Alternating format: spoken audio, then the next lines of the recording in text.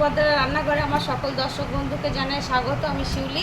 আজকে তোমাদের আমি এই যে আমার সব ছোলার দানা বেরিয়েছে, কল বেরিয়েছে, অঙ্কুরোদম হয়েছে, তারপরে মটর, কাবলি ছোলা এখানে আছে। এখানে এগুলো হচ্ছে তোমার মুগ কড়াই সমস্ত দেখো স্প্রাউট বেরিয়েছে। আমি তোমার স্প্রাউট মাখা দেখাবো। তো আমি সব দিয়ে দিচ্ছি একসাথে।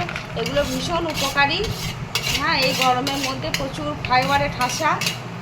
আমি এবার এর সাথে কী কী দিচ্ছি তোমাদের দেখাচ্ছি।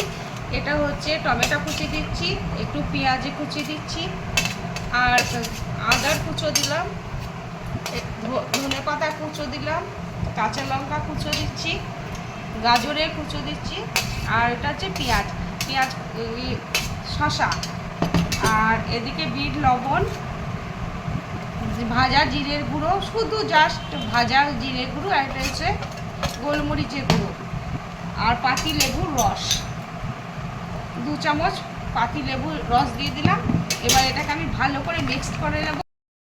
আমি এটা মিক্সড করে নিলাম। এবার এটা আমি প্লেটের মধ্যে দিয়ে সার্ভ করে দিচ্ছি। তোমরা এভাবে বানাবে। এবং এখন বাচ্চারা প্রচণ্ড গরম, সব স্কুলের ছুটি পড়ে গেছে, বাচ্চারা সব ভালো থাকবে। একটা কালারফুল স্প্রাউট মাখা এবং প্রচণ্ড হেলদি, ফাইবারে ভর্তি, প্রোটিন, ভিটামিন সমস্ত কিছু আছে এর মধ্যে, এবং শসা টসা দেওয়া আছে, যার জন্য এটা প্রচণ্ড ভালো জিনিস খাওয়ার পক্ষে, শরীরের পক্ষে। বাচ্চারা খেতে যদি না চায়, এরকমভাবে মেখে দিলে অবশ্যই তারা খাবে, আমি কথা দিচ্ছি।